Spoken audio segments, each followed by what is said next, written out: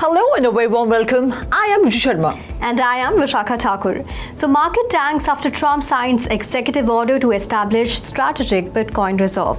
So good news for the entire crypto community क्योंकि finally, as announced by crypto czar David Sachs, Donald Trump, the US president, has signed the strategic Bitcoin reserve bill और इसके साथ ही ये भी कहा जा रहा है कि जो भी गवर्नमेंट ने सीज किए हैं बिटकॉइंस तो वो इस रिजर्व में ऐड करने वाले हैं और currently US government holds around 200,000 bitcoins. इसके साथ ही जो एग्जीक्यूटिव ऑर्डर साइन किया है उसके तहत ये जो US digital asset stock pile है वो इस्टेब्लिश किया जाएगा और इसमें बताया गया है कि बिटकॉइन के अलावा जो बाकी क्रिप्टो एसेट्स है जिसमें कि Ethereum, XRP, Solana and Cardano included है, ये जितने भी किसी भी क्रिमिनल या सिविल प्रोसीडिंग्स में जो भी फोरफीट किए गए हैं या सीज किए गए हैं वो इस स्टॉक पाइल में होंगे।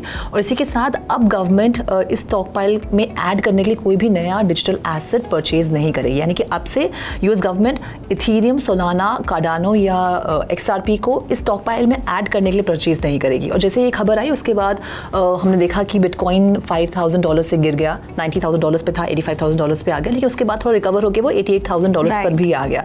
लेकिन वही इथेरियम की बात करें तो इथेरियम में भी हमने ऑलमोस्ट 5% की गिरावट देखी एंड इट वाज एट 2,150। तो वहीं अगर XRP, सोलाना और कार्डानो की बात करें तो उसमें भी हमने 7%, 8% और 10% की गिरावट देखी। लेकिन आज का जो दिन है वो काफ़ी बड़ा दिन है क्योंकि आज पहली बार व्हाइट हाउस में क्रिप्टो समिट होने वाला है और सबकी नज़र उस समिट पे है और यही अंदाज़ा हर कोई लगा रहा है कि आज जो बिटकॉइन रिजर्व है उसको लेकर, जो भी मतलब मैं कहूँगी स्ट्रेटेजिक रिजर्व है उसको लेकर और जो भी क्रिप्टो की रेगुलेशंस है उसको लेकर कोई बड़ी खबर आ सकती है। सो लेट्स सी आज क्या अनाउंस करते हैं president Trump. Exactly, it will be very interesting to see how the market will react after the decisions. Moving on, Trump announces strategic crypto reserve including Bitcoin, Solana, XRP and more. तो as we discussed, हमने देखा कि काफ़ी time से ये बात चल रही थी और ट्रम्प ने ट्रूथ सोशल, उनका जो प्लेटफॉर्म है उसके थ्रू अनाउंस भी किया था कि बिटकॉइन के अलावा रिजर्व में और भी टॉप क्रिप्टो करेंसीज होने वाली हैं जैसे Sol, XRP, Cardano, ZD and Ethereum. Right, because उन्होंने ये भी कहा कि I love bitcoin and Ethereum, तो वो तो होगा ही। और जितने भी एसेट सीज हुए हैं आज तो अनाउंस हो ही गया है कि वो इंक्लूडेड होंगे रिजर्व में। लेकिन वहीं विशाखा, बहुत से जो मार्केट इन्वेस्टर्स हैं उनका कहना है कि इस स्ट्रेटेजिक रिजर्व में बिटकॉइन के अलावा और कोई डिजिटल एसेट या कोई और करेंसी नहीं होनी चाहिए। तो वहीं कई लोगों का ये ख्याल है, ये सोचना है कि क्रिप्टो एसेट रिजर्व होना ही नहीं चाहिए।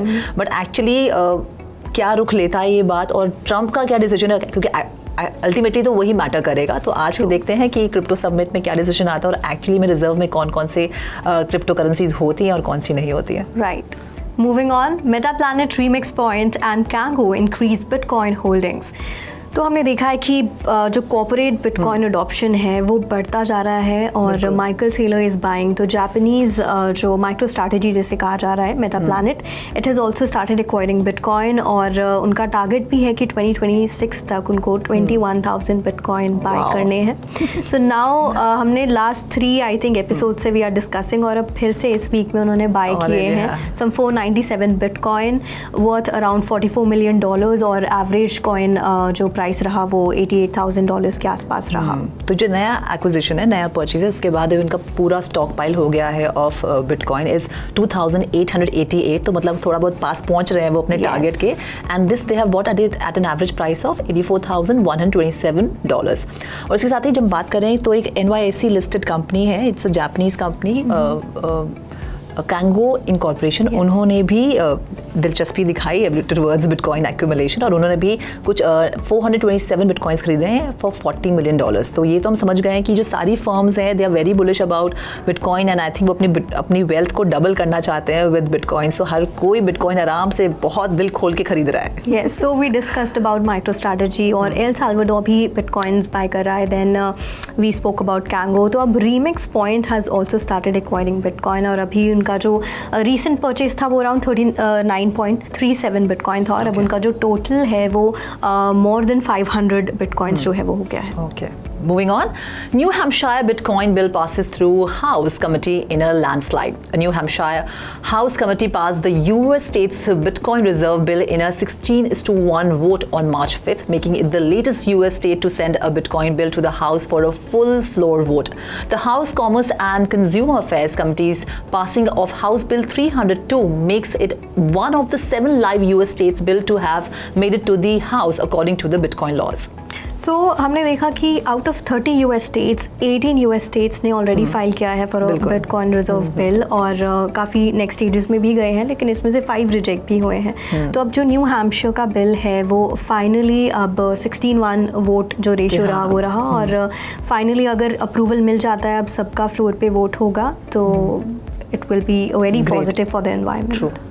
So moving on, Texas becomes first US state to establish Bitcoin reserve. तो टेक्सास सेनेट ने पास कर दिया है सेनेट बिल 21, और अब जो स्टेट है वो पब्लिक फंड्स का कुछ पोर्शन, कुछ परसेंटेज है वो डिजिटल एसेट में डालेगी, जस्ट लाइक बिटकॉइन में डाल सकते हैं, ऐसा कहा जा रहा है। और इस खबर के बाद अब ये यूएस की पहली स्टेट हो गई है जो एक्चुअली में अब एक बिटकॉइन रिजर्व इस्टेब्लिश करेगी। So this is really a good news for the entire crypto market, क्योंकि ये पहला यूएस का स्टेट बन गया है, एंड ये जो बिल है it was sponsored by Senator Charles Schwartner, and you know the Texas BTC reserve जो है it will hold Bitcoin and other cryptos with a market cap of at least $500 billion, और ये यहाँ पे oversight ensure करने के लिए SB21 ने एक Bitcoin Reserve Advisory Committee भी बनाई है। So this is really positive for the entire market.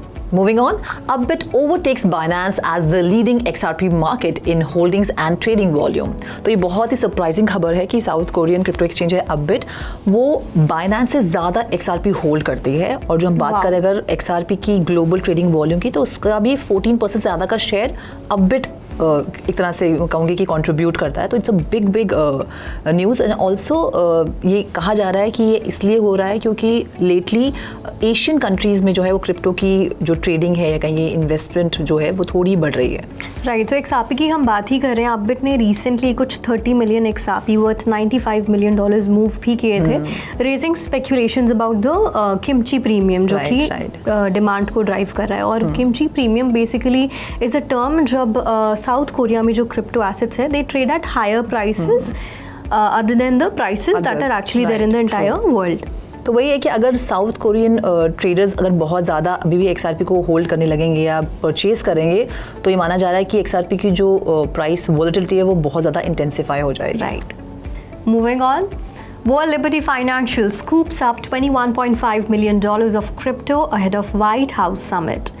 तो आज वाइट हाउस समिट है, जैसे हमने पहले भी डिस्कस किया है कि काफ़ी ज़्यादा क्रिप्टो इंडस्ट्री लीडर्स आने वाले हैं, और रिसेंटली एक बड़ा मूव WLF ने किया क्योंकि it is acquiring a lot of crypto assets. तो रिसेंटली उसने एक्वायर किया worth $21.5 million of wrapped bitcoin, जहाँ पे रैप्ड बिटकॉइन उसने खरीदे $10 million worth, then Ethereum $10 million worth again, and $1.5 million worth of movement tokens.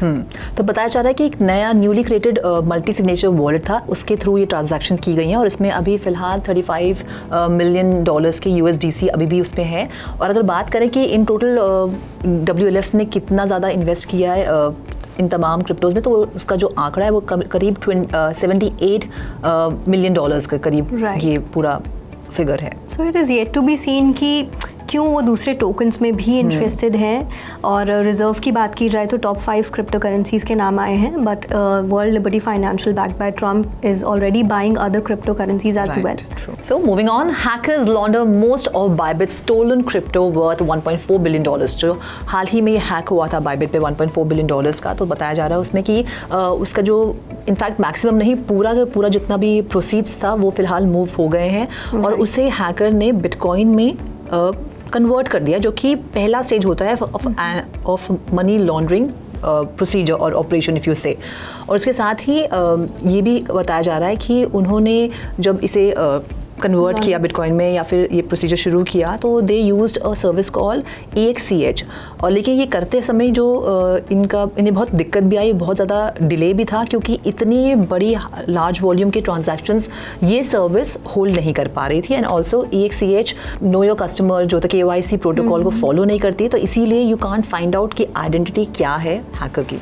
Moving on, ED partners with CoinDCX for custody management of seized assets. So CoinDCX which is the Indian crypto exchange, उसने recently एक बड़ा update आया है उनकी तरफ से। उन्होंने announce किया है कि उन्होंने ईडी यानी कि enforcement directorate, India's financial watchdog के साथ में उन्होंने पार्टनरशिप की है। तो हमने देखा है कि ईडी काफ़ी ज़्यादा सीज कर रहा है crypto assets and it is cracking down on illegal crypto related operations. तो ऐसे में बहुत ज़रूरी हो जाता है कि वो कस्टडी भी कोई मैनेज करे, और क्रिप्टो एक्सचेंज उन्होंने CoinDCX को चुना है। So I think this is really benefiting CoinDCX। Exactly. So CoinDCX एक मुंबई बेस्ड क्रिप्टो एक्सचेंज है, also it is registered with FIU, और अभी ईडी को सपोर्ट करने के लिए एक स्पेशलाइज टीम रखेंगे, डिप्लॉय करेंगे, जो कि ट्रेंड होगी इन एडवांस सिक्योरिटी प्रोटोकॉल्स। उसके साथ साथ जो भी सीज्ड एसेट्स या फंड्स होंगे उन्हें ये मल्टी सिग्नेचर वॉलेट्स में या फिर मल्टी पार्टी कंप्यूटेशन वॉलेट्स में रखेंगे। उसका फ़ायदा ये है कि मल्टी सिग्नेचर वॉलेट्स जो होते हैं उसमें भी अगर आपको विड्रॉ करना है तो आपको मल्टीपल कीज़ चाहिए होती है, मतलब सबके सिग्नेचर्स आपको चाहिए होते हैं। वहीं अगर हम मल्टी पार्टी कंप्यूटेशन वॉलेट्स की बात करें तो उसमें जो एक सिंगल प्राइवेट की है उसको डिस्ट्रीब्यूट किया जाता है in different shards across devices. तो बेसिकली इसका फ़ायदा ये है कि सिक्योरिटी बढ़ती है और कोई एक फेलियर पॉइंट आपको नहीं मिलता है। तो बेसिकली आप, ताकि कोई भी तरह के हैक्स आगे ना हो और फंड्स को बचाया जाए, इसके लिए ये सिक्योरिटी को थोड़ा बढ़ाया गया है। All right. So that's all in this episode of Weekly Wrap. This is me, Vishakha Thakur, signing off. And this is me, Ruchi Sharma, signing off. Do like, share, and subscribe to $3 TV. And for more information and stories, log on to our website www.3watchtv.io or scan the QR code. Have a great weekend.